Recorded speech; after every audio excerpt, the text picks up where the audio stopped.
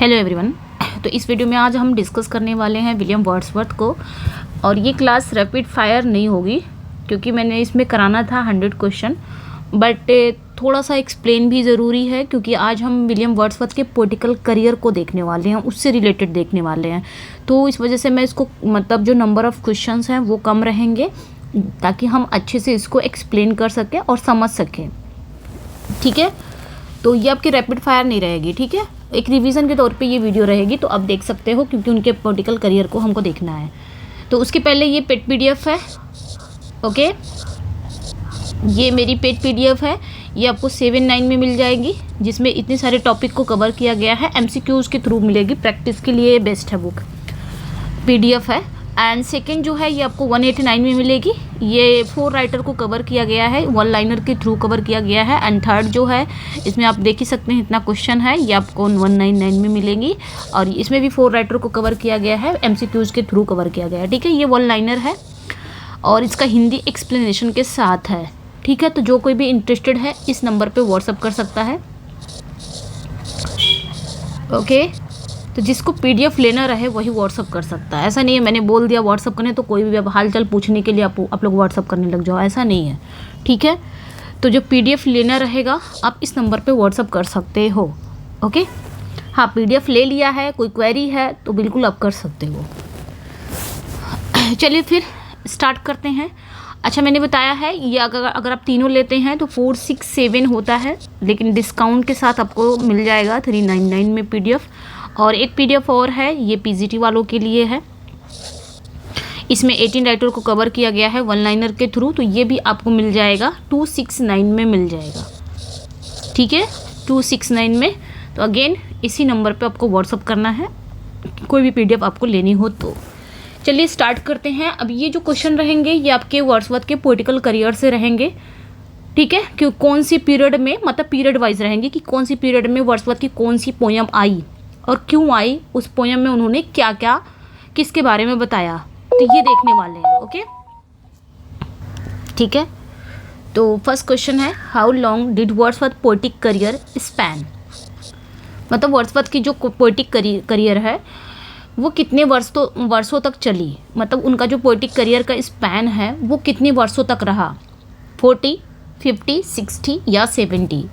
तो अगर हम वर्ड्सवर्थ की पोएटिक करियर की बात करें तो इनका जो ये एक प्रोलिफिक वोलुमिनस राइटर हैं। सबसे पहले ये जानेंगे कि वर्ड्सवर्थ जो हैं ये एक प्रोलिफिक,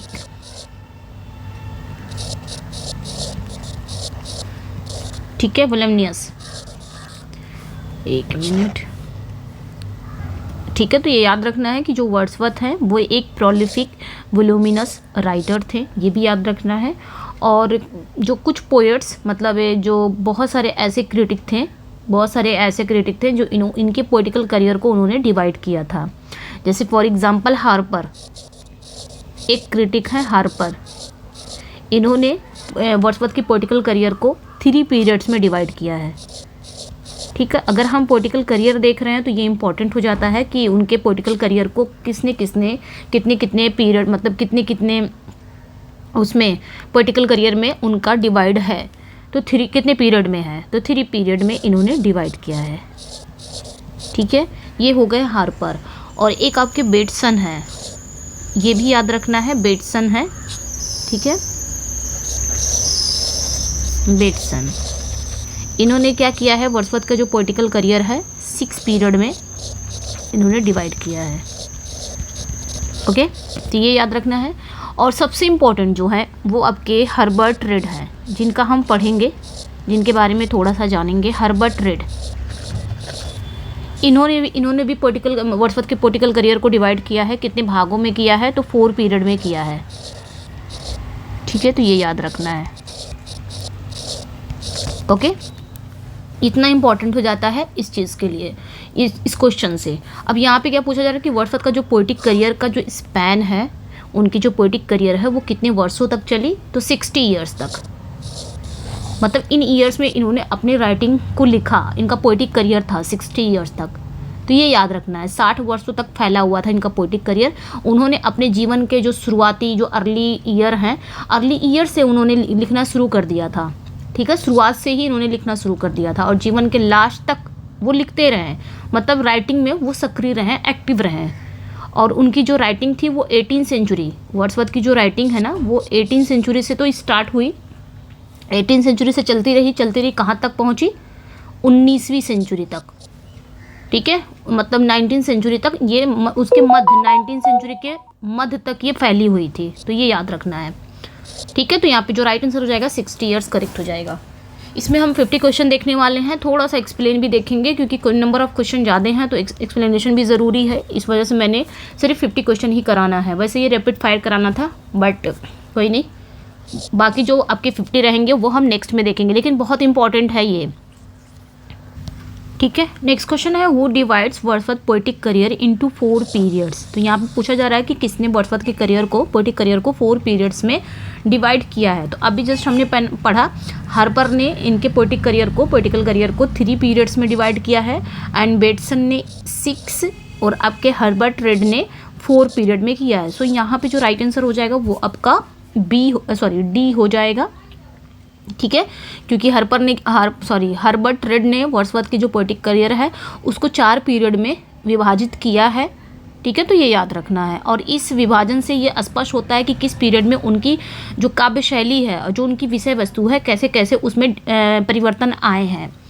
ठीक है। तो यहाँ पे आपका करेक्ट हो जाएगा डी। आते हैं हम नेक्स्ट वन क्वेश्चन पे। नेक्स्ट वन क्वेश्चन है आपका in which period did Wordsworth begin his poetic career. तो वर्ड्सवर्थ ने किस पीरियड में अपने पोएटिक करियर की शुरुआत की थी, letter period, middle period, early period या फाइनल पीरियड, ये बताना है। तो इसमें हम देखने वाले हैं कौन सी पीरियड में उनकी कौन सी पोइट्री आई थी और कौन सा उनका पीरियड ऐसा था जो ग्लूम और डिसइल्यूजनमेंट का था, ये भी पढ़ने वाले हैं, ठीक है। तो देखिए यहाँ पे जो राइट आंसर हो जाएगा, ओके, वर्ड्सवर्थ ने जो अपनी पोएटिक करियर को उन्होंने अर्ली पीरियड से ही शुरू किया था, है ना। उनका पोएटिक करियर कहाँ से स्टार्ट हुआ था, यहाँ पे स्टार्ट की बात हो रही है, बिगिन की बात हो रही है, तो ऑब्वियसली ये राइट आंसर हो जाएगा अर्ली पीरियड से ही आया था, ठीक है। जिसमें उनकी जो अर्ली कुछ पोएम्स थी लाइक एन इवनिंग वॉक थी, डिस्क्रिप्टिव स्केचेस थे, ये सारे इनके अर्ली पोएम्स हैं जो नेचर और उनके पर्सनल अनुभव को बताते हैं, ठीक है। ये सारी पोएम्स नेचर के बारे में बताते हैं और उनका जो पर्सनल एक्सपीरियंस है उसके बारे में बताते हैं। Where did Wordsworth attend school during his early period. अब यहाँ पे क्या पूछा जा रहा है कि वर्ड्सवर्थ ने अपने अर्ली पीरियड की शुरुआत में, मतलब वर्ड्सवर्थ ने अपने अर्ली पीरियड जो है, अर्ली पीरियड के दौरान उन्होंने शिक्षा कहाँ से प्राप्त की थी, ये पूछा जा रहा है। कौन से स्कूल को उन्होंने अटेंड किया था अर्ली पीरियड में ही, कैम्ब्रिज, हॉक्सफोर्ड स्कूल या ऑक्सफोर्ड या एडिनबर्ग, ये बताना है, ठीक है। तो यहाँ पे देखिए जो राइट आंसर हो जाएगा वो आपका करेक्ट हो जाएगा कि वर्ड्सवर्थ ने अपनी जो उन्होंने अटेंड किया था, अध्ययन किया था, वो हॉक्सफोर्ड स्कूल था, ठीक है। हॉक्सफोर्ड स्कूल था जहाँ पे उन्होंने अपने इंग्लिश लिटरेचर और लैंग्वेज के लिए उन्होंने यहाँ पे अध्ययन किया था। और ये क्या था, एक महत्वपूर्ण इनका इंस्टीट्यूशन था जहाँ से वर्ड्सवर्थ ने अपने जो काव्य जीवन की एक नींव रखी थी। तो यहाँ पे ये राइट आंसर हो जाएगा। और ये स्कूल कहाँ था, लेक डिस्ट्रिक्ट में स्थित था, ठीक है। लोकेटेड है कहाँ पे, हॉक्सफोर्ड स्कूल, ये लेक डिस्ट्रिक्ट में, तो ये भी याद रखना है। नेक्स्ट वन पे आएंगे। अगला जो क्वेश्चन है, what was the subject of the first verses Wordsworth wrote as a task imposed by his master. अब यहाँ पे क्या पूछा जा रहा है, यहाँ पे पूछा जा रहा है कि वर्ड्सवर्थ की जो पहली वर्सेस थी, यानी कि पहली पोयम का सब्जेक्ट क्या था, जिसको उन्होंने एक टास्क के रूप में लिखा था, जो उनके शिक्षक ने दिया था लिखने के लिए, ठीक है। उनके शिक्षक ने उन्हें एक टास्क के रूप में दिया था लिखने के लिए, तो उन्होंने वो उनकी पहली वर्ड्स थी, पहली कविता थी, उसका विषय पूछा जा रहा है, उसका सब्जेक्ट क्या था। विंटर वेकेशन था कि रिटर्न टू स्कूल था कि समर वेकेशन था कि a visit to Lake District था, कौन सा था वो, ये बताना है, ठीक है। तो उनकी जो पहली कविता थी, मतलब जब उनको एक टास्क के रूप में जो लिखना पड़ा, पहली कविता उनकी थी द समर वेकेशन, ठीक है। द समर वेकेशन थी जिसे उन्होंने अपने शिक्षक, अपने मास्टर के आदेश पर लिखा था, इनके इंस्ट्रक्शन पर लिखा था इन्होंने, ठीक है। इनके मास्टर ने इन्हें, इनके शिक्षक ने इन्हें एक टास्क दिया था लिखने के लिए, तो उन्होंने लिखा था। ये एक थीम था कि इस थीम पर तुम्हें ये पोयम लिखनी है, समर वेकेशन दिया गया था, तो उन्होंने लिखा था। तो ये भी बहुत इंपॉर्टेंट हो जाता है। और ये जो पोयम है, ये समर वेकेशन ऑब्वियसली बताया जा रहा है इसमें, गर्मी की छुट्टियों के दौरान उनके जो एक्सपीरियंस हैं उसके बारे में है ये पोयम। तो ये बहुत इंपॉर्टेंट हो जाता है, किसके कहने पर उन्होंने लिखा था, एक टास्क के रूप में इस तरह क्वेश्चन पूछा जा सकता है, आपकी नॉलेज में होना ज़रूरी है ये भी पोयम। पोयम तो नॉलेज में है, बट ये जानना है कि क्यों लिखा था उन्होंने, ठीक है। विच पोयम्स, नेक्स्ट क्वेश्चन है, which poems are the best known from Wordsworth early period. तो यहाँ पे क्या पूछा जा रहा है कि वर्ड्सवर्थ की जो अर्ली पीरियड की प्रमुख पोयम है वो कौन सी हैं, मतलब प्रमुख रचनाएं कौन सी थीं, उनकी बेस्ट पोयम्स जो बेस्ट नोन है, उनकी पोयम्स जो उनके अर्ली पीरियड में आई है। तो ये भी हम जान जाएंगे कि अर्ली पीरियड में उनके कौन कौन सी पोयम आई हैं, और ये बेस्ट नोन है, मतलब जानी जाती हैं, ये इनकी प्रमुख रचनाएं हैं वो कौन सी हैं। तो यहाँ पे राइट आंसर क्या हो जाएगा आपका, एन इवनिंग वॉक हो जाएगा एंड डिस्क्रिप्टिव स्केचेस हो जाएगा, ठीक है। तो ये याद रखना है, ये इनकी अर्ली पीरियड में आया था ये उनका वर्क, जो कि जाना माना वर्क है ये इनका। और इन पोयम में इन्होंने किसके बारे में बात की है, नेचर के बारे में बात की है, और वर्ड्सवर्थ ने अपने जो पर्सनल एक्सपीरियंस है उसकी भी झलक इसमें देखने को मिलती हैं। नेक्स्ट क्वेश्चन पे आएंगे। नेक्स्ट वन है, what did Wordsworth say about the images in An Evening walk.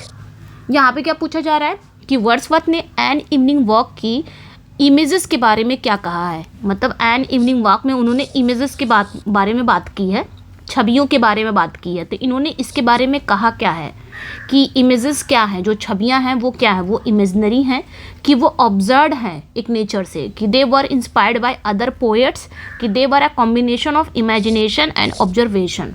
थोड़ा अब ये थोड़ा एन इवनिंग वॉक के अंदर का क्वेश्चन हो गया है, तो ये भी ज़रूरी है, जान लेते हैं हम, ठीक है। तो यहाँ पे क्या पूछा, वही पूछा जा रहा है, तो यहाँ पे जो राइट आंसर हो जाएगा, ठीक है। मतलब वर्ड्सवर्थ ने एन इवनिंग वॉक की जो छवियां हैं, जो इमेजेस हैं, उनको एक प्रत्यक्ष प्राकृतिक निरीक्षण पर पूरी तरह से बेस्ड किया है, जिसका मतलब ये होता है कि उन्होंने जो रियलिस्टिक जीवन में जो देखा है उसे ही कविता में उन्होंने उतार दिया है।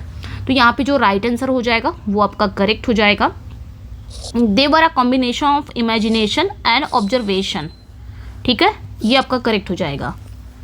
तो यहाँ पे राइट आंसर आपका आई थिंक डी नहीं है, यहाँ पे बी करेक्ट हो जाएगा, they were observe from nature correct हो जाएगा, ठीक है, ओके। तो यहाँ पे राइट आंसर आपका बी हो जाएगा। नेक्स्ट वन पे आएंगे,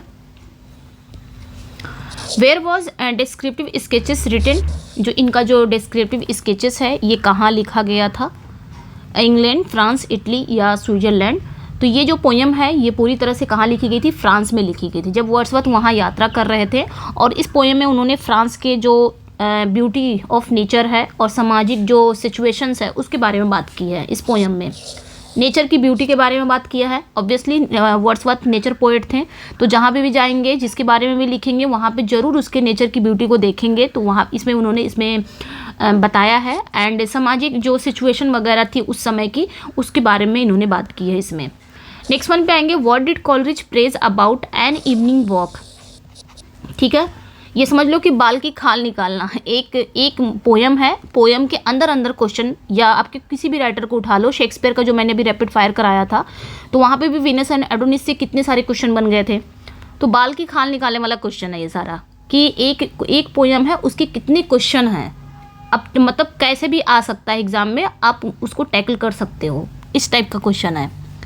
ठीक है, तो यहाँ पे क्या पूछा जा रहा है, what did Coleridge praise about an Evening walk.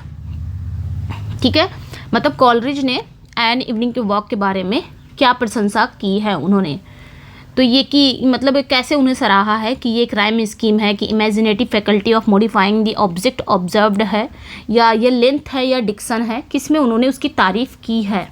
तो कॉलरिज ने इस पोयम में वर्ड्सवर्थ की जो कल्पना शक्ति है, जो उनकी कल्पना शक्ति है, इमेजिनेशन जो पावर है, उसकी सराहना की है, जिससे वो नेचर में देखी गई वस्तुओं को एक नए और अनोखे ढंग से प्रस्तुत करते हैं, है ना। तो यहाँ पे राइट आंसर आपका बी हो जाएगा। क्यों सराहा है, क्योंकि कॉलरिज ने उनको सराहा है, उनकी इमेजिनेशन पावर को सराहा है कि वर्ड्सवर्थ नेचर में बहुत सारी चीज़ों को देखते हैं और क्या करते हैं, अपने पोयम में एक नए तरीके से उसमें रिप्रेजेंट करते हैं, उसमें प्रस्तुत करते हैं, बताते हैं नेचर को वो कितने तरीके से देख सकते हैं, उतना हम और आप नहीं देख पाएंगे। What did Wordsworth commemorate in descriptive sketches. अब यहाँ पे भी पूछा जा रहा है कि वर्ड्सवर्थ ने डिस्क्रिप्टिव स्केचेस में क्या चीज़ को याद किया है, आखिर उन्होंने इसमें सबसे ज़्यादा किस चीज़ को याद किया है, ये बताना है। वो लेक डिस्ट्रिक्ट के ट्रिप पे गए थे वो, कि एल्प्स के जब वो टूर पे गए थे, एल्प्स वहाँ के बारे में बताया है, कि लंदन का जो विज़िट था उसके बारे में, कि अब स्कूल के बारे में ये बताना है। तो यहाँ पे जो राइट आंसर हो जाएगा वो आपका करेक्ट हो जाएगा कि जब इस पोयम में वर्ड्सवर्थ ने स्विट्ज़रलैंड, एक तो इसमें इन्होंने जो स्विट्ज़रलैंड है उसके बारे में भी याद किया है, और आल्प्स के जो पर्वत हैं उनकी यात्रा के दौरान उन्होंने अपने एक्सपीरियंस को याद किया है, सब कुछ इसमें उन्होंने बताया है। तो यहाँ पे आपका बी करेक्ट हो जाएगा।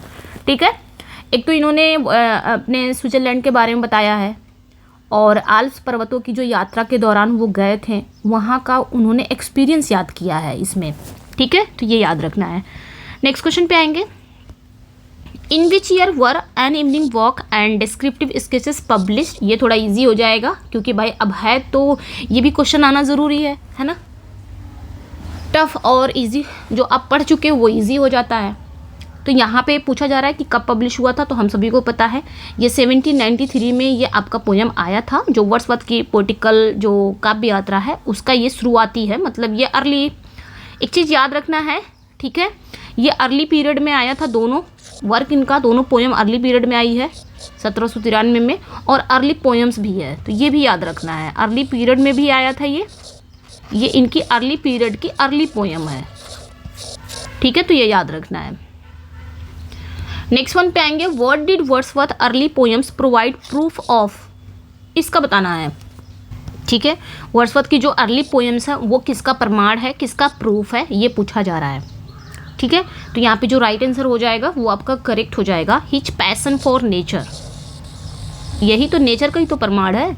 उनकी जो शुरुआती जो पोयम है, अर्ली जो उनकी पोएम्स हैं वो पैशन फॉर नेचर का ही प्रमाण है, यानी कि नेचर के प्रति प्रेम, क्योंकि वो नेचर को केवल बाहरी रूप से नहीं देखते थे बल्कि उसके आंतरिक सौंदर्य को भी महसूस करते थे वर्ड्सवर्थ।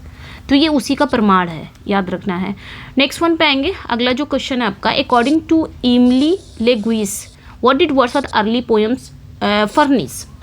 तो एमिली, यहाँ पे एमिल है, एमिल लेगुइस के अनुसार वर्ड्सवर्थ की जो शुरुआती कविताएं हैं वो क्या दर्शाती हैं, क्या फर्निश करती हैं, ये बताना है। क्या फर्निश करती हैं, मतलब क्या फर्निश करती हैं, क्या दिखाती हैं। A description of his poetic style को, कि direct proof of his passion for nature, की evidence of his literary influences, की an analysis of his philosophical ideas.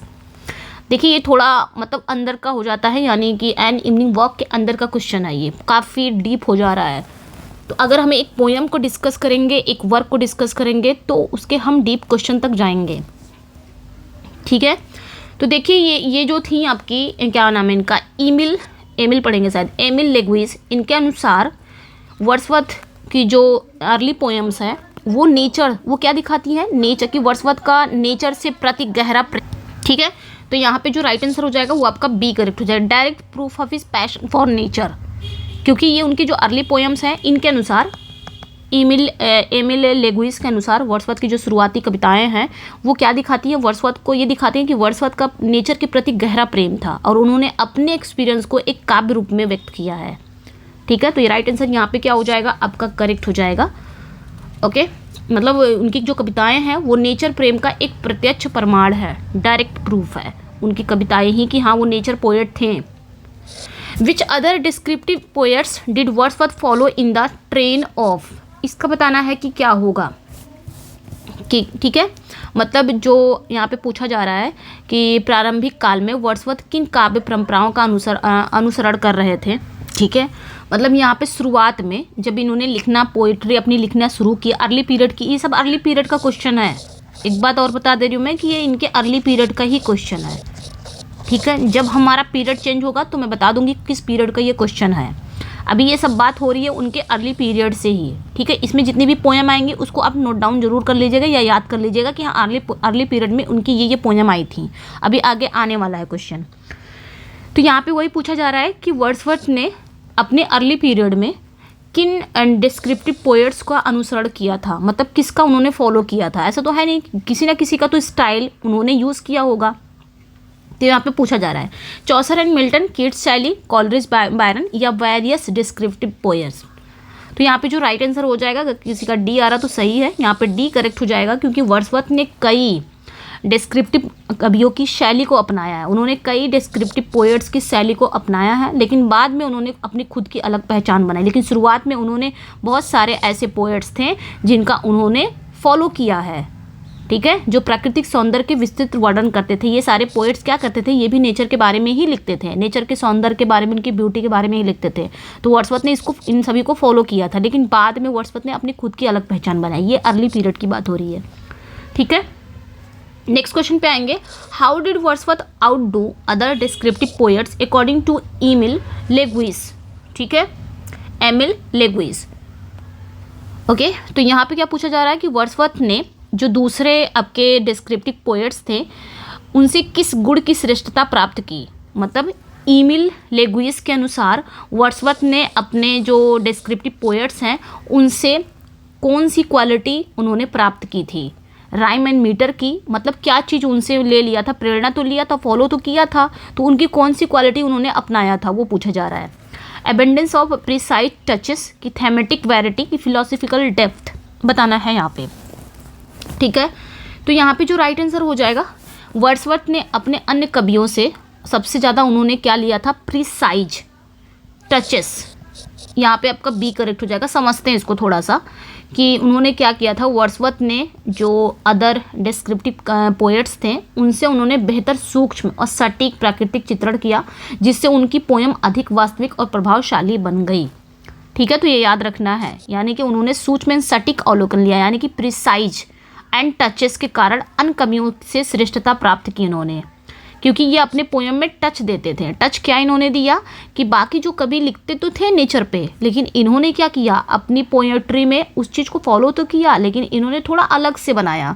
अलग से क्या बनाया, जो लैंग्वेज लिखी सिंपल में लिखी, नेचर पे लिखा। जैसे हमारे शेक्सपियर हैं, शेक्सपियर ने फॉलो किया था, बहुत सारे यूनिवर्सिटी विट्स को फॉलो कर किया था ना, लेकिन वो लोग क्या करते थे, वो लोग बम्बास्टिक तरीके से लिखते थे, लेकिन शेक्सपियर ने क्या किया, उसी चीज़ को सिंपल वे में लिखा। सेम वही चीज़ इन्होंने भी किया, हमारे वर्ड्सवर्थ ने भी, इन्होंने भी पोइट्री को सिंपल लैंग्वेज में लिखा, तो जिसके कारण इनकी जो पोइट्री है वो बाकी कवियों से अलग हो गई। भले ही इनको फॉलो किया शुरुआत में, लेकिन इनके टचेस थे, मतलब इनकी पोइट्री थी वो श्रेष्ठ कैसे बनी, क्योंकि कुछ तो अलग इन्होंने हट के किया, ठीक है। तो यहाँ पे राइट आंसर आपका बी हो जाएगा।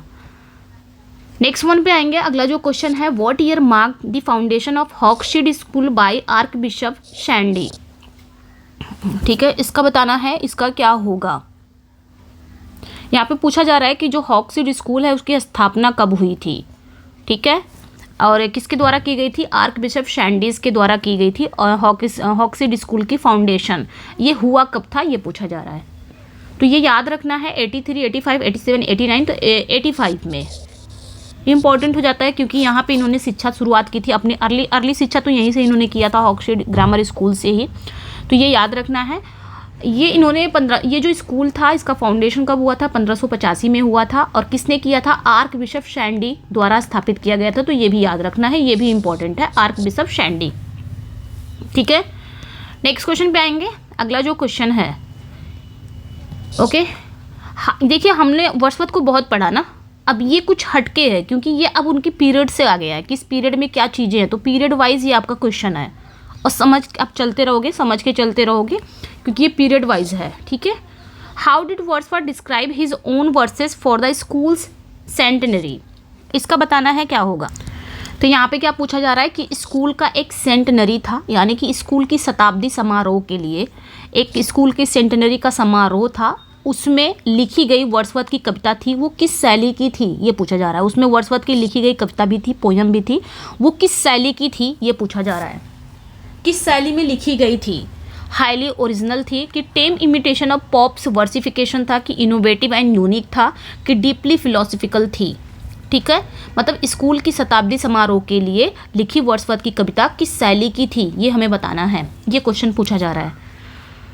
तो यहाँ पे जो राइट आंसर हो जाएगा बी करेक्ट हो जाएगा। टेम इमिटेशन ऑफ पॉप्स वर्सिफिकेशन, मतलब ये अलेक्जेंडर पॉप की काव्य शैली की नकल मात्र थी। मतलब जो इनकी पोयम थी ना, जो स्कूल समारोह की जो स्कूल की शताब्दी समारोह के लिए जो इनकी पोयम लिखी गई थी वो किसकी इमिटेशन थी? अलेक्जेंडर पॉप की। यानी कि इन्होंने किसका इमिटेट कर लिया था? अलेक्जेंडर पॉप की जो काव्य शैली है उनकी नकल की थी। ऐसा कहा जाता था कि उनकी नकल की गई है, जिसे उन्होंने बाद में टेम इमिटेशन भी कहा। तो ये भी याद रखना है, जिसे उन्होंने बाद में क्या कहा? ये एक टेम इमिटेशन है।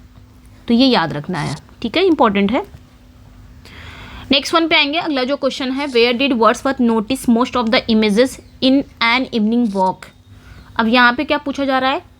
यहाँ पे क्या पूछा जा रहा है कि वर्ड्सवर्थ ने एन इवनिंग वॉक में अधिकतर इमेजेस किस स्थान के देखे थे? तो एन इवनिंग वॉक में उन्होंने छवियों के बारे में बात की है, इमेजेस के बारे में बात की है। तो इसमें पूछा जा रहा है कि कौन सी अधिकतर, सबसे ज़्यादा इमेजेस उन्होंने किस जगह के देखे थे, ये पूछा जा रहा है। During his travels in France का, कि एट होम का, इन द वेल ऑफ एस्थवेट की, वाइल स्टडिंग एट कैम्ब्रिज। तो कौन सी इमेजेस सबसे ज़्यादा उन्होंने बात की है? सब इमेजेस में सबसे ज़्यादा स्थान किसके थे जो उन्होंने देखे थे, ये बताना है, ठीक है। तो यहाँ पे जो राइट आंसर हो जाएगा वो आपका करेक्ट हो जाएगा। आपका यहाँ पे in the vale of Esthwaite correct हो जाएगा, ठीक है, क्योंकि यहाँ पे बात हो रही है कि उन्होंने वेल ऑफ एस्थवेट में इन प्राकृतिक दृश्यों का अनुभव किया है। तो एन इवनिंग वॉक में जो उन्होंने इमेजेस के बारे में बात की है, उन इमेजेस में उन्होंने सबसे ज़्यादा स्थान किसके देखे थे? In the vale of Esthwaite. Okay, तो ये याद रखना है। अब ये वर्ड्सवर्थ ने ये वेल ऑफ एस्थवेट क्या है? एस्थवेट की घाटी को देखा था, ठीक है। उनकी कविता में जो उन्होंने इमेजेस के बारे में बात की है वो वेल ऑफ एस्थवेट में ही देखा था, यानी कि एस्थवेट की घाटी के बारे में उन्होंने बताया था। सबसे ज़्यादा जगह उन्हीं की देखी गई थी, जो एस्थवेट की घाटी है। In the what year did Wordsworth recollect observing most of the images in An Evening Walk. अब यहाँ पे क्या पूछा जा रहा है कि वर्ड्सवर्थ ने कितनी उम्र में एन इवनिंग वॉक की छवियों को याद किया था? एन इवनिंग वॉक में इन्होंने इमेजेस को बहुत ज़्यादा याद किया है, इमेजेस के बारे में बात की है, और वो भी जो एस्थवेट की घाटी है वहाँ की इमेज के बारे में ज़्यादा बात की है इन्होंने। तो ये किस उम्र में सबसे ज़्यादा याद किए हैं ये पूछा जा रहा है, ठीक है। किस उम्र में इन्होंने याद किया है? जब ये 63 साल के थे कि 73 की 53 या 83? तो ये याद रखना है, उन्होंने 73 साल की उम्र में इन छवियों को दोबारा से पुनः स्मरण किया है। आप इसको याद रख सकते हो। तो यहाँ पे बी करेक्ट हो जाएगा, हिज 73rd ईयर, ठीक है, ये याद रखना है। उन्होंने अपने 73वीं वर्षगांठ पर कहा था कि मैं इन छवियों को, यानी कि मैं इन इमेजेस को स्पष्ट रूप से याद कर सकता हूँ। मतलब एन इवनिंग वॉक में उन्होंने कहा था, कब कहा था? जब उनकी 73वीं वर्षगांठ ही बोलेंगे ना, वर्षगांठ, ठीक है, वहाँ पे उन्होंने इन छवियों को याद किया है। और कहते हैं मैं बहुत क्लियरली उस स्थान को भी याद कर सकता हूँ, उन जो इमेजेस जो है, जो सीन है, उसको भी बहुत क्लियरली मैं याद कर सकता हूँ, ठीक है। और ये पोएम है, दिखाती है कि उनकी जो स्मरण शक्ति है, जो स्मृति शक्ति है, और उनका जो नेचर के प्रति प्रेम है वो कितने हद तक है, ठीक है, याद रखना है। नेक्स्ट वन पे आएंगे। How were the 2 early poems An Evening Walk and Descriptive Sketches characterise by critic. इसका बताना है कि क्या होगा। मतलब जो शुरुआत की इनकी जो 2 अर्ली पोएम्स थी वो क्रिटिक के अनुसार कैसे कैरेक्टराइज किया गया, कैसे वर्णित किया गया, ठीक है। तो यहाँ पे जो राइट आंसर हो जाएगा, जो क्रिटिक है, क्रिटिक ने इन्हें क्या कहा है? एन इवनिंग वॉक को और डिस्क्रिप्टिव स्केचेस को, इनके 2 अर्ली पोएम्स को क्रिटिक ने क्या कहा है? तो ये याद रखना है, क्रिटिक ने इनकी दोनों पोएम को क्या कहा है? अनुकरणशील कहा है, अपरिपक्व कहा है। तो यहाँ पे आपका इमिटेटिव हो जाएगा एंड इमेच्योर हो जाएगा, क्योंकि भाई शुरुआती पोएम से हम शेक्सपियर का उठा लें, शुरुआत का जो भी उनके वर्क हैं, बहुत सारे इमेच्योर उनके वर्क हैं शुरुआत के। जैसे आपका कॉमेडी ऑफ एरर्स हो गया, ये इमेच्योर में आता है, ठीक है। तो उसी तरह इनका भी ये एन इवनिंग वॉक और ये स्केचेस ये इमिटेटिव लगी इनको, क्योंकि इमिटेशन था, किसी न किसी चीज़ की नकल थी, और इमेच्योर लगी इन क्रिटिक को, क्योंकि वह अभी भी पूरी तरह से परिपक्व नहीं थी। नेक्स्ट वन पे आएंगे। अगला जो क्वेश्चन है, which critic observes the significance of Wordsworth early poems. यहाँ पे क्या पूछा जा रहा है कि वर्ड्सवर्थ के अर्ली पोएम्स के महत्व को किस क्रिटिक ने पहचाना। सबने तो ऐसा कह दिया, इमिटेशन कह दिया कि हाँ ये इमिटेटिव है, नकल की हुई है, ये इमेच्योर है, लेकिन कोई ऐसा क्रिटिक तो है जो वर्ड्सवर्थ के अर्ली पोएम्स की जो महत्व है, महत्व जो सिग्निफिकेंस है उसको पहचाना है। कौन है वो, हार्पर है, बेटसन है, या एमिल लेगुइस है कि कॉलरिज है, बताना है यहाँ पे। और ये भी बताइएगा क्वेश्चन कैसे लग रहे हैं, कमेंट सेक्शन में बताइएगा, इसको मैंने लाइव नहीं लिया है। तो यहाँ पे जो राइट आंसर हो जाएगा वो आपका एमिल हो जाएगा। एमिल लेगुइस ने, इन्होंने ही इनकी कविताओं के महत्व को पहचाना और उनके नेचर प्रेम की प्रशंसा भी की कि किस तरह वर्ड्सवर्थ को नेचर से इतना प्रेम है, इसको सराहा भी इन्होंने और उनकी महत्व को भी पहचाना। तो ये याद रखना है, ठीक है। नेक्स्ट वन पे आएंगे। अगला जो क्वेश्चन है आपका, what is the chief merit of Wordsworth early poems. अब यहाँ पे क्या पूछा जा रहा है कि वर्ड्सवर्थ की जो अर्ली पोएम्स है उसकी चीफ मेरिट क्या है, यानी कि मुख्य विशेषता क्या थी, ठीक है। तो यहाँ पे राइट आंसर क्या हो जाएगा, जो उनकी मुख्य विशेषता है, इनके जो अर्ली पोएम्स है, दोनों अर्ली पोएम्स वही हैं, इवनिंग वॉक, स्केचेस। तो इनके अर्ली पोएम्स की मुख्य विशेषता ये है कि इन्होंने जो प्राकृतिक दृश्यों को ताज़ा और सटीक अवलोकन था, fresh and accurate observation of natural appearances, ये याद रखना है, ठीक है। मतलब इन कविताओं में उन्होंने सबसे बड़ी विशेषता प्राकृतिक दृश्यों को ताज़ा और सटीक वर्णन दी है। चलिए नेक्स्ट वन पे आएंगे। अगला जो क्वेश्चन है, who wrote that Wordsworth early poems were minute and copious inventories, ठीक है। यहाँ पे कहा जा रहा है किस क्रिटिक ने पूछा ना, हाँ, किसने वर्ड्सवर्थ की पोएम्स को सूक्ष्म और विस्तृत सूची कहा है, माइन्यूट कहा है और एक कॉपियस इन्वेंटरीज कहा है, किसने, इनके अर्ली पोएम्स को। ये याद रखना है इतना दूर का, ठीक है, पूछ लिया जाएगा, इंपॉर्टेंट भी है, तो जानकारी में रहना ज़रूरी है। तो किसने कहा है ये बताना है। तो भाई जिसने वर्ड्सवर्थ की उनके अर्ली पोएम्स की सिग्निफिकेंस को पहचाना है उसी ने कहा होगा, एमिल लेगुइस ने कहा है, ठीक है, याद रख, ठीक है। तो यहाँ पे आपका करेक्ट हो जाएगा एमिल लेगुइस ने। इन्होंने ही वर्ड्सवर्थ के जो अर्ली पोएम्स है उसको माइन्यूट एंड कॉपियस इन्वेंटरीज कहा है। इन्होंने कहा है कि उनके early poems minute and copious inventories की तरह थी, जिसमें उन्होंने नेचर का गहराई से वर्णन किया है, ठीक है, इसमें इन्होंने। नेक्स्ट वन पे आए, ठीक है। नेक्स्ट वन है, what aspect of nature did Wordsworth early poems primarily depict. तो यहाँ पे पूछा जा रहा है कि वर्ड्सवर्थ की जो अर्ली पोएम्स है वो किस प्रकार के नेचुरल सीन प्रस्तुत करती हैं, किस प्रकार के वो नेचर के एस्पेक्ट को प्रस्तुत करती हैं।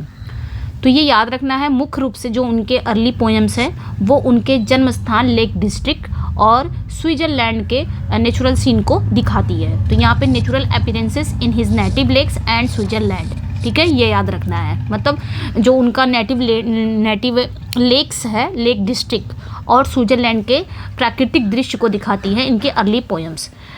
नेक्स्ट वन है, what did Wordsworth early poems manifest despite their contorted and knotty verse. इसका बताना है, वर्ड्सवर्थ की जो शुरुआती जो अर्ली पोएम्स हैं भले ही जटिल और कठिन थी, लेकिन वो किस भावना को, किस इमोशन को दर्शाती है ये बताना है, ठीक है। इनकी जो अर्ली पोएम्स हैं वो भले ही बहुत ही जटिल थी और कठिन थी, लेकिन ये किस भावना को दर्शाती हैं बताना है यहाँ पे, ठीक है, ये पूछा जा रहा है। तो उनकी जो अर्ली पोएम्स है कुछ जटिलता होने के बावजूद वो उनके गहरे उत्साह और प्रेम को दर्शाती है, जो उनके बाद की जो उनके वर्क आए उसका एक आधार बना। तो यहाँ पे क्या, यहाँ पे पोएट्स से फरवर हो जाएगा, आई थिंक यहाँ पे यही करेक्ट हो जाएगा, एक मिनट, ए करेक्ट हो जाएगा। यहाँ पे फिलोसफिकल आइडियाज़ है नहीं, टेक्निकल स्किल्स भी नहीं है, हिस्टोरिकल नॉलेज वो देते नहीं है, आपने पढ़ा है, तो यहाँ पे पोएट्स फरवर हो जाएगा, ठीक है, क्योंकि उनकी जो अर्ली पोएम्स हैं वो ऊर्जा और गहरी भावना को दर्शाती है, ठीक है, वर्ड्सवर्थ के गहरी भावना को दर्शाती है, जो उनके भविष्य के आने वाले वर्क की एक नींव भी बन गई है इनकी अर्ली पोएम्स, ठीक है। जब शुरुआत ही इतना अच्छा बन जाएगा, उनका वर्क शुरुआत ही फेमस हो गया, तो बाकी के वर्क आएंगे तो वो तो फेमस ऐसे ही रहेंगे, ये तो आधार बन गई ना इनके अर्ली पोएम्स। अब यहाँ पे अर्ली पीरियड समाप्त होता है, फिनिश होता है इनके अर्ली पीरियड, ठीक है, तो ये याद रखना है, ओके। तो ये अर्ली पीरियड यहाँ पे फिनिश होता है। और ये भी बता दूँ ये किसका हम लोग डिस्कस कर रहे हैं, तो मैंने बताया था ना, ये हम हार्पर का नहीं कर रहे हैं, ना ही बेटसन का कर रहे हैं, हम हर्बर्ट रेड का कर रहे हैं। हर्बर्ट रेड, ये इंपॉर्टेंट है यहाँ पे, ठीक है। इन्होंने क्या किया है, वर्ड्सवर्थ के पॉलिटिकल करियर को 4 पीरियड में बांटा है। तो ये था अर्ली पीरियड। अब इसके बाद यहाँ से क्वेश्चन आपका आ जाएगा, ये वाला जो क्वेश्चन है, एंड ये वाला जो क्वेश्चन है आपका, ये हो जाएगा इनका ग्लूमी पीरियड, ग्लूम और पीरियड ऑफ ग्लूम एंड डिसएल्यूजनमेंट का ये पीरियड है। तो ये सेकेंड पीरियड बोल सकते हो। इस पीरियड का नाम क्या था? ग्लूम एंड डिसएल्यूजनमेंट, ठीक है। ये जो पीरियड था ये द पीरियड ऑफ ग्लूम था। ओके, अर्ली पीरियड यहाँ पे फिनिश होता है। उसके बाद अर्ली के बाद जो पीरियड इनके लाइफ में आया वो ग्लूम पीरियड कहलाया। अब इस पीरियड में क्या क्या इनके साथ हुआ, क्यों ग्लूम कहा गया, ये इसमें हम जानने वाले हैं, ठीक है। तो यहाँ पे पूछा जा रहा है which period is marked with gloom and disillusionment in Wordsworth mind. तो यहाँ पे वही पूछा जा रहा है कि कौन सा वो पीरियड था जो वर्ड्सवर्थ के माइंड में एक ग्लूम और डिसएल्यूजनमेंट का पीरियड आ गया, एक मार्क बन गया। वो कौन सा पीरियड था? अगर पूछा जाए कि पीरियड ऑफ ग्लूम कौन सा है, कब से कब तक था पीरियड ऑफ ग्लूम था, तो यहाँ पे जो राइट आंसर हो जाएगा वो आपका 1792 से 1797, ये इनका ग्लूमी पीरियड था, ठीक है। ये वो टाइम था जब विलियम वर्ड्सवर्थ के जीवन में एकदम निराशा आ गया था और अंधकार था। ये वो समय था जब वो फ्रांस में थे, फ्रांस में हुए जो पॉलिटिकल और सामाजिक परिवर्तन से प्रभावित हुए थे। ये वो टाइम था जब फ्रेंच रेवोल्यूशन की असफलता और इसके बाद जो हिंसा ने उनके मन में एक गहरी निराशा भर दी थी। तो इस पीरियड में उन्होंने कई कविताएं लिखी, कई पोयम लिखी इस पीरियड में, वो भी हम पढ़ने वाले हैं इसमें, ठीक है। जिनमें उनके आंतरिक एक कॉन्फ्लिक्ट चलता था, उनके सामाजिक अन्याय के प्रति उनकी जो संवेदनशीलता थी वो सारा कुछ इस पोयम में दिखा, ठीक है। ग्लूमी दिखा है, ठीक है। ये ग्लूम का पीरियड था, बहुत ज़्यादा ये निराश थे और उनकी निराशा, जो उनके मन में जो निराशा थी वो उनकी पोयम में दिखी। और इस पीरियड में जितनी भी पोयम आती हैं समझ लो वो निराशा भरी पोयम है इनकी, ठीक है। तो ये याद रखना है। जैसे कि इस पीरियड में आपका गिल्ट एंड सारो आया था, अभी हम पढ़ने वाले हैं गिल्ट एंड सॉरो, ये भी इसी पीरियड में आया था, ठीक है। गिल्ट एंड सॉरो इस पीरियड में आपका आया था, ठीक है। गिल्ट एंड सॉरो हो गया। बॉर्डरर्स जो इनका मात्र एक प्ले था वो भी इसी पीरियड में आया है, द बॉर्डरर्स। इसमें भी इनकी निराशा भरा कुछ ना कुछ दिखता है, ठीक है। गिल्ट एंड सॉरो हो गया, बॉर्डरर्स हो गया।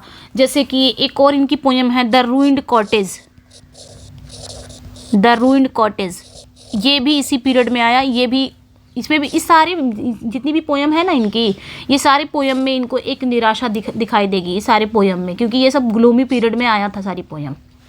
चलिए आगे बढ़ते हैं, मैंने समझा दिया यहाँ पे। अब इससे रिलेटेड क्वेश्चन देखेंगे हम। यहाँ पे कह क्या रहा है कि who did Wordsworth meet in France that contributed to his sense of guilt. यहाँ पे पूछा जा रहा है कि यहाँ पे वर्ड्सवर्थ फ्रांस में किससे मिलते हैं, ठीक है, जो बाद में वो क्या बन जाता है, एक सेंस ऑफ गिल्ट कंट्रीब्यूटेड दे जाता है, या उनके मन में एक सेंस ऑफ गिल्ट बन जाता है आखिर वो फ्रांस में किस व्यक्ति से मिलते हैं, जो बाद में इनके मन में एक गिल्ट रह जाता है ज़िंदगी भर के लिए। इमली से मिलते हैं कि एनेट से, कि मार्गरेट से, कि जेन से, ये बताना है, ठीक है। तो देखिए यहाँ पे जो राइट आंसर हो जाएगा, इन्होंने फ्रांस में एनिट वेलन से मुलाकात इनकी हुई। जब ये फ्रांस गए तो वहाँ पे इनकी मुलाकात किससे हुई? एनिट वेलन से, पूरा नाम यही है वेलन, एनिट वेलन से हुई, जो कि एक महिला थी और जिनसे इनका प्रेम संबंध हुआ, अफेयर चला। और अफेयर चलने के बाद इनकी एक संतान भी हुई थी, एक बेटी हुई थी जिसका नाम क्या था? कैरोलिन, ठीक है, कैरोलिन। लेकिन इंग्लैंड, उस समय क्या हुआ था, इंग्लैंड और फ्रांस के बीच एक युद्ध छिड़ गया था। जब इनका ये अफेयर चल रहा था, इनकी बेटी भी हो गई थी, तो उस समय इंग्लैंड और फ्रांस के बीच में युद्ध हो गया था, जिसके कारण एनिट और अपने बच्चे को छोड़कर इन्हें मजबूरन इंग्लैंड लौटना पड़ा, ठीक है। तो ये जो कारण था, ये इनके जीवन भर एक गिल्ट से वो ग्रस्त रहे कि क्यों उन्होंने छोड़ दिया अपने एनिट को, अपने बच्चे को, ठीक है, जिसने उनकी कई कविताओं पर प्रभाव डाला। इस कारण इनके अंदर गिल्ट था, ठीक है। तो ये भी एक गिल्ट का कारण है, ये भी याद रखना है। और वहाँ पे जो फ्रांस में फ्रेंच रेवोल्यूशन था, उसका जो प्रभाव उन पर पड़ा, वो भी चीज़ें उनके अंदर थीं। और एनिट को छोड़ना, अपने बेटी को छोड़ना, मजबूर होकर इंग्लैंड वापस लौटना, तो ये भी इनका गिल्ट का कारण था, और जिसके कारण इनके दिल में एक गिल्ट रह गया, क्यों मैंने छोड़ दिया। और यही वजह था कि इनकी जो कविताएं इस पीरियड में आई वो सब कुछ गिल्ट पे ही आधारित हैं। तो आगे हम पढ़ने वाले हैं, चलिए हो गया। नेक्स्ट वन पे आएंगे। अगला जो क्वेश्चन है, which poem reflects Wordsworth state of mind during this period. अब यहाँ पे क्या पूछा जा रहा है कि इस किस पीरियड में, यहाँ पे पूछा जा रहा है कि किस पीरियड में वर्ड्सवर्थ का जो स्टेट ऑफ माइंड है वो रिफ्लेक्ट करता है, कौन सी पोएम करती है इस पीरियड में, मतलब ग्लूमी वाले पीरियड में। वर्ड्सवर्थ के स्टेट ऑफ माइंड को कौन सी पोयम है जो रिफ्लेक्ट करती है, यानी कि उनके दिमाग में जो चल रहा है और सब कुछ उन्होंने पोयम में उतार दिया। कौन सी वो पोयम है जो बताती है उनके स्टेट ऑफ माइंड को, उनके अपराध और शोक को बताती है, ठीक है, उनके भावनात्मक और मानसिक स्थिति को बताती है, कौन सी पोयम है।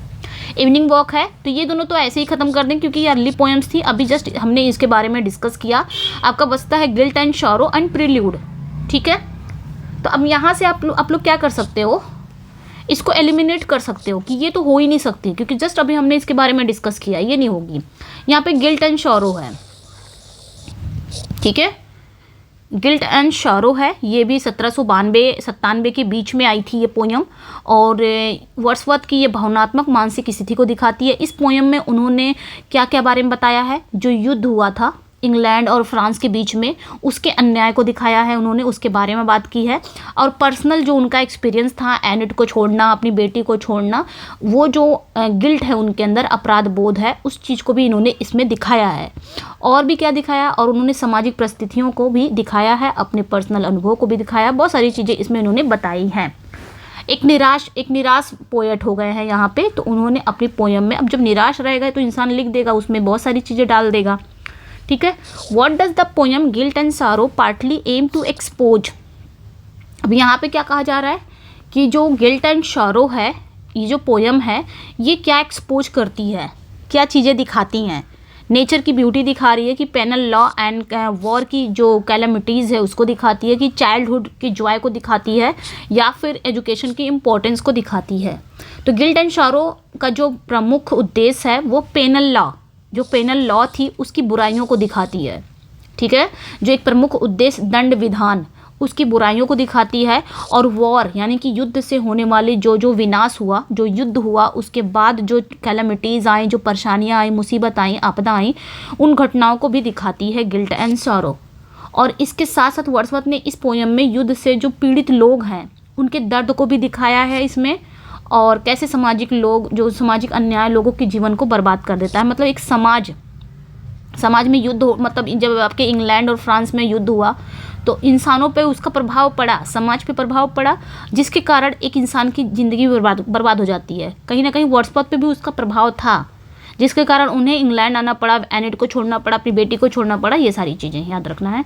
नेक्स्ट वन पे आएंगे, who are the two main characters in Guilt and Sorrow. अब गिल्ट एंड सारो के अंदर की कहानी पूछा जा रहा है कि गिल्ट एंड सारो में दो मेन कैरेक्टर्स कौन है। Noble man and his servant है, कि सेलर एंड फीमेल वैग्रेंट है, कि पोएट एंड पेंटर है, नाइट एंड मैडन है। अच्छा, फीमेल वैग्रेंट इनकी पोयम ना उसमें भी शामिल है, अरे उसमें लिरिकल बैलेट्स में भी है। तो पहले ये एक इंडिविजुअल पोयम है, ठीक, मतलब ये गिल्ट एंड सारो की एक कैरेक्टर है, लेकिन इनकी एक पोयम भी है फीमेल वैग्रेंट, उसमें है, जो आपके लिरिकल बैलेट्स में इंक्लूडेड है, ठीक है। तो यहाँ पे पूछा जा रहा है गिल्ट एंड सारो के दो मेन कैरेक्टर यही हैं, एक सेलर है और एक फीमेल वैग्रेंट होता है, इन दोनों की स्टोरी होती है इसमें, तो ये याद रखना है। ये दोनों लीड कैरेक्टर हैं, मेन लीड कैरेक्टर हैं, जो कि एक सेलर और फीमेल वैग्रेंट है। फीमेल वैग्रेंट मतलब एक महिला भिखारिन। इन दोनों कैरेक्टर के माध्यम से वर्ड्सवर्थ ने क्या बताया है, इसके जरिए उन्होंने सामाजिक अन्याय के बारे में बताया है, युद्ध के बारे में बताया है, अपना जो पर्सनल उनका जो गिल्ट है उसके बारे में बताया है इसमें इन्होंने। इसमें जितनी भी पोयम आएंगी ना, सब उन्होंने इस पीरियड में जितनी भी पोयम आई हैं, समझ लो उनका पर्सनल एक्सपीरियंस भी है, मतलब जो उनका पर्सनल अपराध बोध है, गिल्ट है, वो भी बताया है। Where do the two main characters of Guilt and Sorrow meet. तो इन मतलब गिल्ट एंड सारो में जो दो कैरेक्टर हैं वो कहाँ मिलते हैं, स्टोरी पढ़ी होगी तो आप लगा सकते हैं, माउंटेन पे मिलते हैं कि सिटी पे, कि सालिसबरी में, या फिर सी साइड। तो ये याद रखना है, सालिसबरी के मैदान में दोनों मिलते हैं, मतलब इसकी कहानी है, पूछी जा रही है। और ये वो जगह है जो वर्ड्सवर्थ की अन्य वर्क भी महत्वपूर्ण भूमिका निभाता है इस जगह पे, सालिसबरी प्लेन, क्योंकि ये नेचर और सामाजिक यथार्थ का एक प्रतीक माना जाता है। नेक्स्ट वन पे आएंगे, अगला जो क्वेश्चन है, what happens to the women in the Guilt and Sorrow after she forgives her husband. Story अगर पढ़ी होगी तो यहाँ पे रिलेट कर जाओगे आप लोग।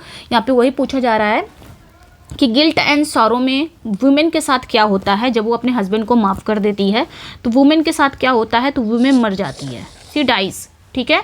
जब पोयम में जो महिला है, जो वैग्रेंट, फीमेल वैग्रेंट है, वो अपने पति को माफ़ कर देती है, लेकिन कुछ समय बाद उसकी डेथ हो जाती है। और ये जो घटना है, ये पोयम में दुख और गिल्ट की भावना को गहरा, मतलब उसका पति क्या हो जाता है, इसमें उसके हस्बैंड क्या करता है, गलती करता है, लेकिन बाद में ये जो वुमेन है ये अपने हस्बैंड को माफ़ कर देती है। और माफ़ कर देती है, कुछ टाइम के बाद ये मर जाती है, लेकिन उसका जो हस्बैंड है वो बहुत गिल्ट में रहता है, कहीं ना कहीं वर्ड्सवर्थ जिस तरह गिल्ट में थे। तो ये वर्ड्सवर्थ की पूरी स्टोरी को दिखाता है। मतलब वर्ड्सवर्थ अपने ही बारे में लिख रहा है, लेकिन कहीं ना कहीं दूसरी चीज़ को, दूसरे कैरेक्टर को, वहाँ पे फिक्शनल कैरेक्टर को डाल दिया है। जिस तरह वर्ड्सवर्थ को एक गिल्ट है एनेट को छोड़ने का, अपनी बेटी को छोड़ने का, उसी तरह यहाँ पे भी उस आदमी को, उसके हस्बैंड को भी छोड़ने का बहुत गिल्ट है कि उसकी जो वाइफ है वो डेथ हो जाती है। उस चीज़ को दिखाता है यहाँ पे इस poem. What does the husband do after his wife forgives him in guilt and sorrow? तो यहाँ पे क्या पूछा जाता है कि गिल्ट एंड sorrow में उसकी वाइफ जो उसे मतलब माफ़ कर देती है हस्बैंड को, तो हस्बैंड उसके बाद क्या करता है, वो क्या करता है हस्बैंड, ये बताना है। तो ये देखिए यहाँ पे जो राइट आंसर हो जाएगा, जो हस्बैंड है वो क्या करता है, सरेंडर करता है, अपने आप को सरेंडर कर लेता है जस्टिस के लिए। ठीक है, पति अपनी पत्नी द्वारा क्षमा किए जाने के बाद अपने गिल्ट से, इतना ज़्यादा गिल्ट से वो परेशान हो जाता है, मतलब व्यथित जिसे बोल सकते हैं, वो स्वयं को न्याय के हवाले कर देता है। तो ये वर्ड्सवर्थ की मान्यता को दिखा रहा है कि व्यक्ति जो गिल्ट में, मनुष्य को एक जो गिल्ट है ना, अगर इंसान के अंदर गिल्ट आ जाए, एक अपराध बोध आ जाए ना, तो इंसान को आत्मशुद्धि की ओर ले जा सकता है। ठीक है, नेक्स्ट वन पे आएंगे। अगला जो क्वेश्चन है आपका, what type of problems does borders, अब वहाँ पे गिल्ट एंड सॉरो का खत्म हो गया है, यहाँ पे बॉर्डर्स, तो ये भी इस पीरियड में बॉर्डर्स भी इनकी ये वर्क आया था। तो ये मात्र ओनली वन प्ले है, तो ये याद रखना है। ये वर्ड्स ट्रेजडी है, ये भी याद रखना है। ठीक है, ट्रेजडी है लेकिन वर्ड्स में लिखी गई है, पोयम में लिखी गई है, कविता में लिखी गई है। ठीक है, तो ये भी याद रखना है, मात्र इनका एक प्ले है। ठीक है, तो ये भी गिल्ट एंड सॉरो की तरह बॉर्डर्स भी क्या है, ये भी गिल्ट को ही दिखाता है। तो इसमें भी क्रिमिनल साइकोलॉजी के बारे में दिखाया गया है। ठीक है, ये किससे डील करता है, क्रिमिनल साइकोलॉजी, तो ये याद रखना है। ठीक है, तो बॉर्डर्स एक प्ले है जो क्रिमिनल साइकोलॉजी पर पूरी तरह से बेस्ड है। इसमें बताया गया है कि कैसे परिस्थितियाँ और व्यक्तिगत विचारधारा किसी व्यक्ति को अपराध की ओर धकेल सकती है। मतलब सिचुएशन भी, जरूरी नहीं है एक इंसान अगर क्राइम करता है तो सिचुएशन भी उसे करने पर मजबूर करती है। इंसान की थॉट तो थॉट है ही है, लेकिन सिचुएशन भी उसे मजबूर करती है करने के लिए। तो यहाँ पे आपका राइट आंसर सी हो जाएगा। नेक्स्ट क्वेश्चन पे आएंगे।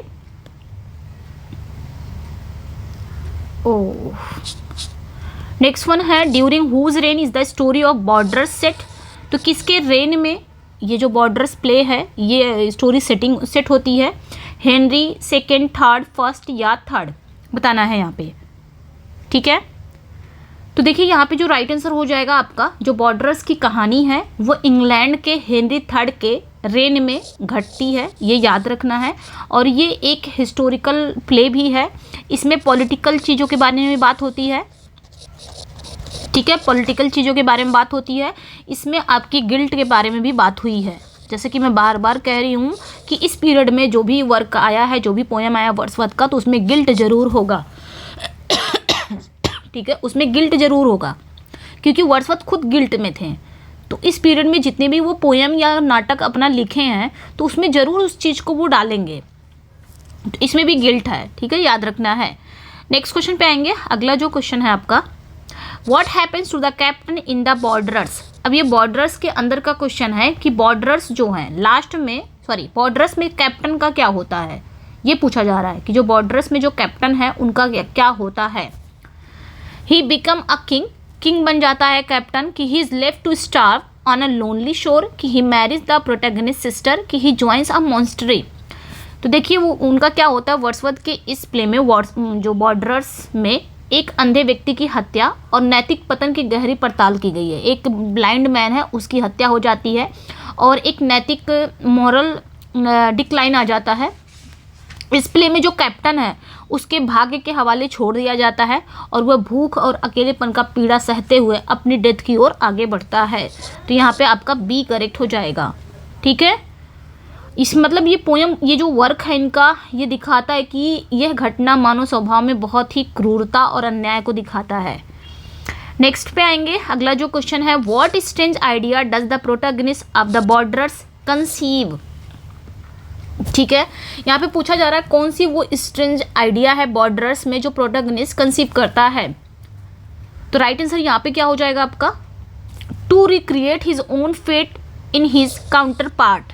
ए करेक्ट हो जाएगा, क्योंकि इस प्ले में जो हीरो है, जो प्रोटैगनिस्ट है मार्मेड्यूक है ना, इसका जो प्रोटैगनिस्ट है वो कौन है, मार्मेड्यूक है, यही तो है शायद, हाँ यही है मार्मेड्यूक। ये प्रोटैगनिस्ट है इस प्ले का। ठीक है, इस प्ले का ये प्रोटैगनिस्ट है जो बहुत ही गहरे नैतिक संघर्ष से गुजरता है, स्ट्रगल बहुत है इसमें, और वो अपने भाग्य को अपने साथी के जीवन में दोहराने की एक विचित्र विचार करता है, और ये दर्शाता है कि किस प्रकार जो मनुष्य है, जो ह्यूमन है, वो कभी कभी अपने ही दुर्भाग्य को दूसरों पर थोपने की प्रवृत्ति रखता है। मतलब अपना दुर्भाग्य है, अगर उनके जीवन में कुछ गलत हो रहा है तो वो सोचते हैं दूसरे के साथ भी गलत हो, वो थोपने लग जाते हैं, जिससे उनकी जो आत्मा है वो अधिक कष्ट पाती है। तो यहाँ पे to create his own fate in his counterpart correct हो जाएगा। ये उसके अंदर एक स्ट्रेंज आइडिया आता है मार्मेड्यूक के अंदर। What does the protagonist of the borders persuade the counter part two do. आगे का क्वेश्चन पूछा जा रहा है कि जो प्रोटैगनिस्ट है बॉर्डर्स में वो क्या करता है। What does protagonist of the borders persuade, क्या परसुएड करता है काउंटर पार्ट टू डू, क्या करता है, अपनी बहन को ही मार देता है, कि ओल्ड ब्लाइंड मैन को मारता है, कि travel to Syria join the army. तो मार्मेड्यूक जो है इस प्ले का जो प्रोटैगनिस्ट है वो अपने साथी को एक अंधे बूढ़े व्यक्ति की हत्या करने के लिए उकसाता है। ठीक है, वो सोचता है कि इतना खुश क्यों है, वो उसको ये लगता है कि मैं अगर दुखी हूँ, मेरा दुर्भाग्य खराब है, मेरा भाग्य खराब है, तो मेरे दोस्त का भी खराब हो, मैं भी इसको अपने में धकेलूंगा, गलत काम कर रहा हूँ तो ये भी चले मेरे साथ, कहीं अच्छा काम कर रहा है, तो कुछ इस तरह। तो इस प्ले में वो अपने साथी को क्या कहता है, उस ब्लाइंड मैन को मारने के लिए उकसाता है, और ये मर्डर के बाद उसके लिए एक गिल्ट और सेल्फ रिफ्लेक्शन का कारण बनती है। ठीक है, ये मर्डर जब हो जाता है तो उसके लिए एक गिल्ट बन जाता है और एक सेल्फ रिफ्लेक्शन का कारण बनता है। ये घटना इस प्ले की नैतिकता और मनुष्य के अंदर जो चल रहे संघर्ष को दिखाता है। तो यहाँ पे आपका बी करेक्ट हो जाएगा, इसमें भी गिल्ट है। ठीक है, क्योंकि वर्ड्सवर्थ ऑलरेडी गिल्ट में थे तो उन्होंने ऐसे ही कहानी भी क्रिएट किया गिल्ट वाला ही। ठीक है, what does the protagonist of borders do after the old man's death. तो बॉर्डर्स में जो प्रोटैगनिस्ट है वो ओल्ड मैन के डेथ के बाद क्या करता है, ये बताना है क्या करता है। तो sets out upon a solitary life of wandering penance. जब मार्मेड्यूक को अपने गिल्ट का एहसास होता है तो वो अपने पापों का प्रायश्चित करने के लिए अकेले ही एक यात्री के जीवन जीने का निर्णय लेता है, वॉन्डरर।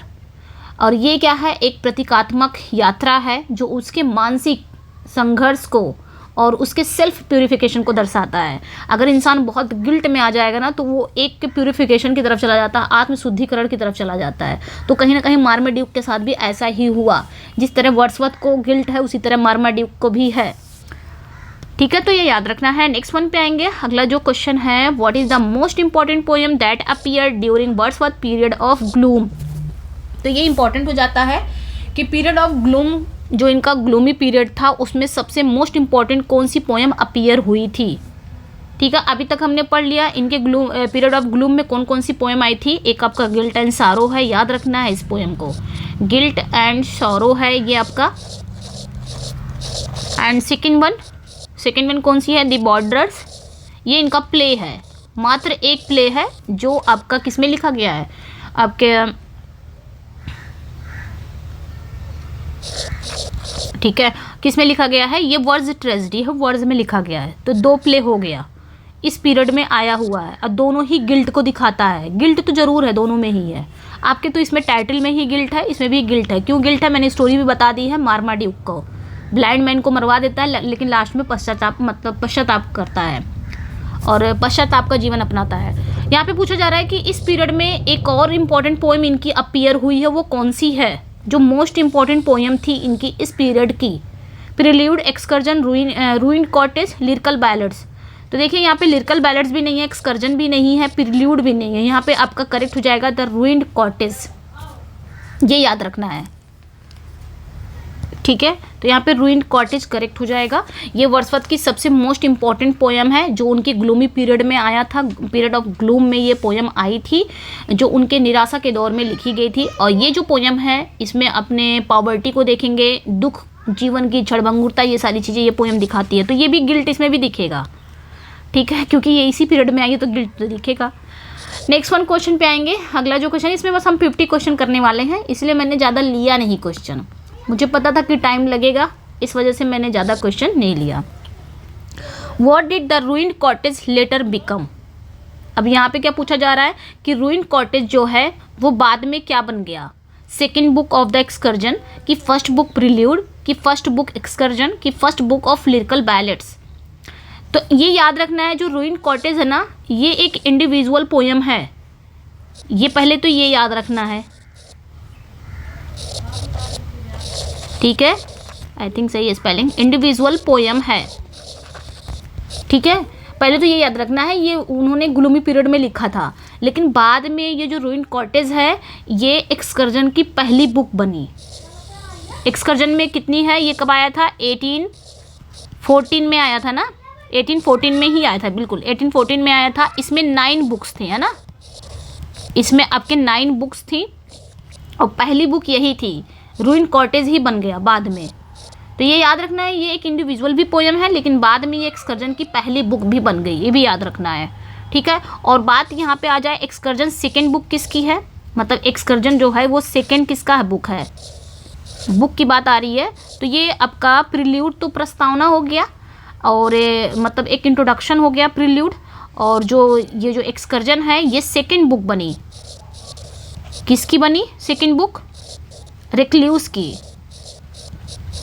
यहीं पे ऐसे रिल्यूड मतलब रिलेट करके, द रिक्ल्यूज की ये सेकेंड बुक बनी, ठीक है, एक्सकर्जन। और जो प्रिल्यूड था वो रिक्ल्यूज का एक इंट्रोडक्शन पार्ट था। तो रिक्ल्यूज की फर्स्ट बुक कौन सी है, सेकेंड बुक की तो बात हो गई, फर्स्ट बुक कौन सी है इसमें, तो फर्स्ट बुक है इसकी द होम एट ग्रास मेरे, ऐसे करके कुछ है, मुझे याद नहीं आ रहा है, हाँ यही है, द होम एट ग्रास मेरे, ये फर्स्ट बुक है, मैंने बहुत बार बताया, द होम एट ग्रास मेरे, ग्रास मेरे ये फर्स्ट बुक है जो कब आई थी 1888 में। उसके बाद ये रिक्ल्यूज की सेकेंड बुक कौन सी बनी, ये एक्सकर्जन बना जो 1814 में आया था, ठीक है, तो ये याद रखना। अब एक्सकर्जन में कितनी बुक्स हैं, 9 बुक्स हैं, तो पहली बुक कौन सी बनी, ये रूइंड कॉटेज बन गया पहली बुक, तो ये याद रखना है, ठीक है। नेक्स्ट पे आएंगे, नेक्स्ट वन है, what is the central theme of the ruined cottage. The ruined cottage का सेंट्रल थीम क्या है, ठीक है, अभी मैंने बताया रूइंड कॉटेज जो पॉवर्टी है, इसमें आपको पॉवर्टी दिखेगा, ठीक है, पॉवर्टी दिखेगा, शोरो दिखेगा, डेथ दिखेगा, तीनों इसमें दिखेगा, गरीबी भी दिखेगी, गरीबी के साथ दुख भी आएगा, दुख के साथ जब भाई गरीबी किसी को हो, दुख हो, तो जो गरीबी है वो कहाँ ले जाती है, मृत्यु की ओर ले जाती है, तो वो अब दिखेगा। हु नरेट द स्टोरी, अच्छा यहाँ पे मैंने बताया नहीं, हाँ यहाँ पे ये चीज़ था कि इस पोयम में जो मुख्य विषय है पॉवर्टी, सोरो एंड डेथ है, और इसमें जो मार्गरेट है, इसमें जो मेन प्रोटैगनिस्ट बोल सकते हो मार्गरेट, ठीक है, मार्गरेट नाम की है, तो ये याद रखना है। अगर आप प्रोटैगनिस्ट को सिर्फ याद रखो ना तब भी बहुत है। इसमें मार्गरेट नाम की एक महिला है जिसकी कहानी को दिखाया गया है रूइंड कॉटेज में, जो सामाजिक और आर्थिक कठिनाइयों के कारण बहुत ज़्यादा दुख झेलती है, समाज के कारण भी और उसकी जो पर्सनल है पॉवर्टी, गरीबी के कारण भी। और ये जो पोयम है ये वर्ड्सवर्थ की एक सहानुभूति और मानवीय करुणा को दिखाती है, ठीक है, तो ये ध्यान देना है। Who narrate the story in the ruined cottage, तो रूइंड कॉटेज में स्टोरी को कौन नरेट करता है ये बताना है। जो रूइंड कॉटेज ये जो बुक है आपकी, पोयम है इनकी, ये इसमें जो स्टोरी को कौन बताता है, कौन नरेट करता है, वर्ड्सवर्थ खुद ही कर रहे हैं कि कोई वॉन्डरिंग मिन्स्ट्रल है कि एक नरेटर है कि शेफर्ड है, तो ये याद रखना, इसमें एक नरेटर को इन्होंने रखा है, वर्ड्सवर्थ खुद नहीं कर रहे हैं, इसमें इस कविता में, इस पोयम में एक नरेटर को उन्होंने शामिल किया है जो मार्गरेट की एक दुखद कहानी को बताता है, ठीक है, मार्गरेट की कहानी को बताता है। और ये जो टेक्निक है ये पोयम को ऑब्जेक्टिव और प्रभावशाली बनाती है जब एक नरेटर बताता है, नरेटर को रखा जाता है उसमें, ठीक है। नेक्स्ट वन पे आएंगे, what literary technique did Wordsworth use to achieve objectivity in the ruined cottage. अभी जस्ट मैंने बताया कि कौन सी लिटरेरी टेक्निक थी वर्ड्सवर्थ ने ऑब्जेक्टिव को अचीव करने का यूज़ किया था रूइंड कॉटेज में, जस्ट अभी मैंने बताया। तो उन्होंने क्या किया था, उन्होंने एक नरेटर को इंट्रोड्यूस किया था, एक नरेटर को उन्होंने इसमें शामिल कर दिया था। तो ये जो टेक्निक थी ये इसलिए शामिल किया था ताकि पोयम बहुत प्रभावशाली बन जाए, ऑब्जेक्टिव भी रहे और प्रभावशाली भी रहे। ठीक है, तो ये याद रखना है। ओके, और इस पोयम में उन्होंने एक नरेटर को जोड़ा था जिससे पोयम में एक भावनात्मक गहराई बनी रहती है, लेकिन साथ ही साथ ये एक निष्पक्ष दृष्टिकोण भी मिलता है ताकि जो रीडर हैं उनकी भावनाओं की गहराई से जोड़ती भी है। मतलब अगर आप ये रूइंड कॉटेज पढ़ रहे हो तो इसमें जो दुख वगैरह है आप भी अपनी भावनाओं से इसमें जुड़ जाओगे, इस पोयम में जो स्टोरी नरेटर बता रहा है। ठीक है, what does the protagonist of the ruined cottage struggle with. तो रूइंड कॉटेज में जो मार्गरेट है ये प्रोटैगनिस्ट है, अभी मैंने बताया, बार बार बता रही हूँ, याद हो जाएगा। तो मार्गरेट जो है ये प्रोटैगनिस्ट है, ये इसमें क्या झेलती है, क्या स्ट्रगल करती है इस कहानी में। Wealth and power, social justice, nature and poverty and sorrow. तो अभी मैंने बताया गरीबी और दुख। तो मार्गरेट इस पोयम में मुख्य कैरेक्टर है जो गरीबी से जो उत्पन्न वाले, जो मतलब गरीबी से जो होने वाले दुख हैं उस चीज़ को झेलती है। उसकी जीवन संघर्ष दुखों से भरा होता है और अंततः इस कठिनाइयों के आगे वो क्या हो जाती है, हार मान लेती है, अंततः मर भी जाती है। ठीक है, what does the narrator in the ruined cottage tell the story of. तो रूइंड कॉटेज में जो नरेटर है वो स्टोरी किसकी बताता है, तो जस्ट अभी मैंने बताया मार्गरेट की बताता है। मार्गरेट उसकी प्रोटैगनिस्ट है, तो ये याद रखना है।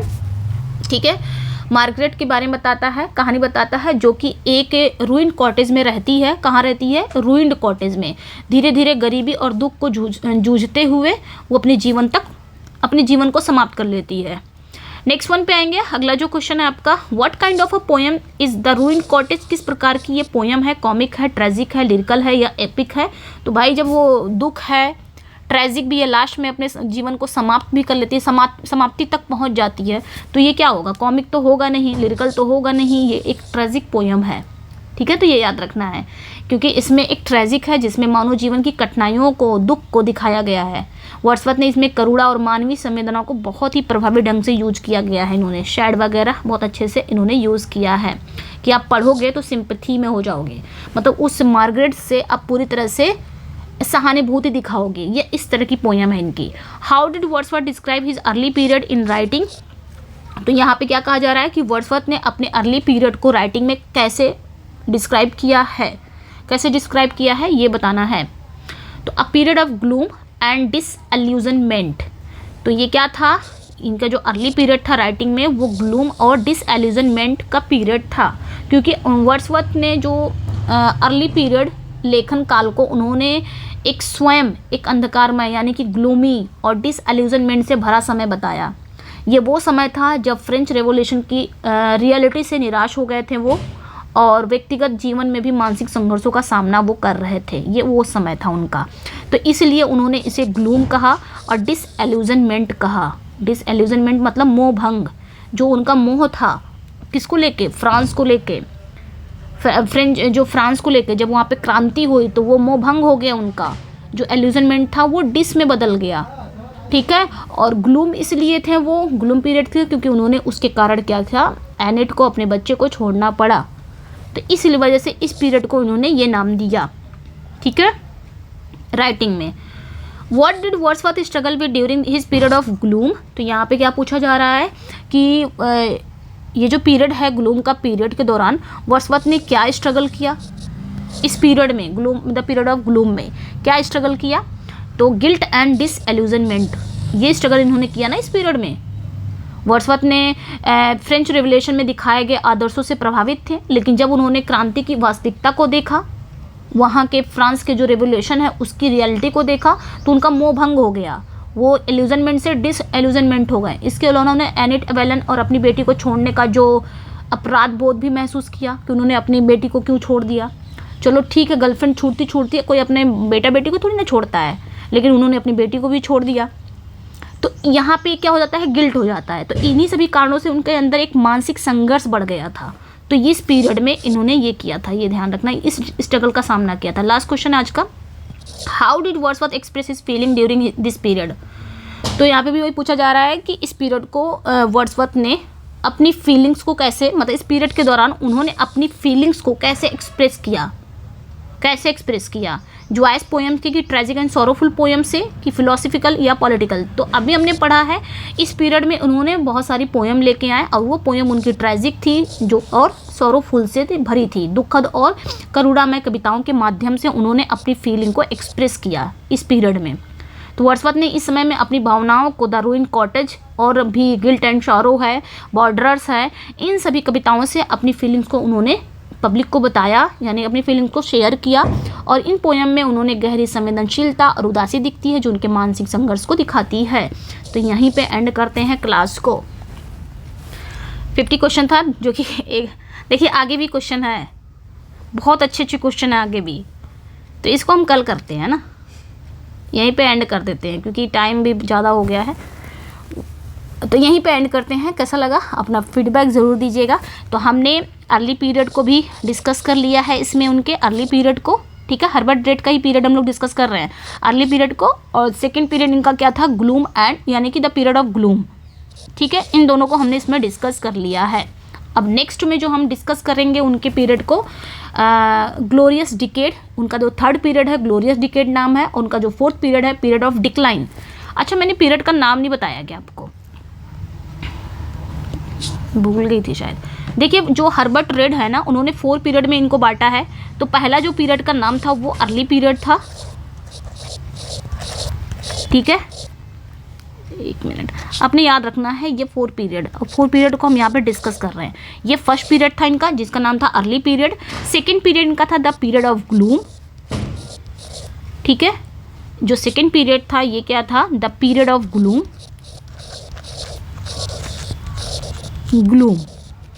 ठीक है, ये इनका सेकेंड पीरियड था। थर्ड पीरियड का नाम क्या था, the glorious decade, the glorious decade. And fourth जो पीरियड था इनका the period of decline, the period of decline, ठीक है। ये 4 पीरियड था। ये 4 पीरियड किसने इनके पॉलिटिकल करियर को बांटा, तो हर्बर्ट रेड ने, ठीक है, इन्होंने ही इनके पॉलिटिकल करियर को 4 पीरियड में विभाजित किया है। ये इनका 4 पीरियड है, मैंने बता दिया है, जिसमें हमने अर्ली पीरियड को, द पीरियड ऑफ ग्लूम को आज डिस्कस कर लिया है 50 क्वेश्चन से। अब हम नेक्स्ट जो है ये आपका the glorious decade and period of decline, आगे का जो क्वेश्चन है वो इसी पे है। यहाँ पे देखिए डिकेड आ गया, आगे का क्वेश्चन इसी पे है, the glorious decade and period of decline. तो इसको हम नेक्स्ट में देखेंगे, ठीक है। आज हमने कर लिया अर्ली पीरियड और पीरियड ऑफ ग्लूम, तो बहुत कुछ इसमें नॉलेज मिला होगा। कौन कौन सी पोएम आई थी, ये हमको सबसे ज़्यादा इंपॉर्टेंट है, कौन सी पोएम आई थी, किस पीरियड में कौन सी पोएम आई थी। तो कैसा लगा अपना फीडबैक ज़रूर दीजिएगा। मिलते हैं नेक्स्ट वीडियो में। Thank you for watching, bye bye. Paid PDF चाहिए अगर किसी को, पेड PDF, तो भाई इसी नंबर पर आप व्हाट्सअप कर सकते हो, ये व्हाट्सअप नंबर है, इस पे आप व्हाट्सअप करके पेड PDF ले सकते हो। और इसकी जो PDF चाहिए, ये जब कंप्लीट हो जाएगा तो मैं टेलीग्राम पे सारी PDF एक साथ डाल दूँगी, ठीक है। बाकी PDF शायद मैंने डाल दिया है, अगर नहीं होगा तो मैं बोल दूँगी डालने के लिए, ठीक है। बाकी मैं PDF और इससे रिलेटेड जो PDF रहेगी वो हम पूरा जब कर लेंगे तब भेज देंगे, ठीक है। Bye bye.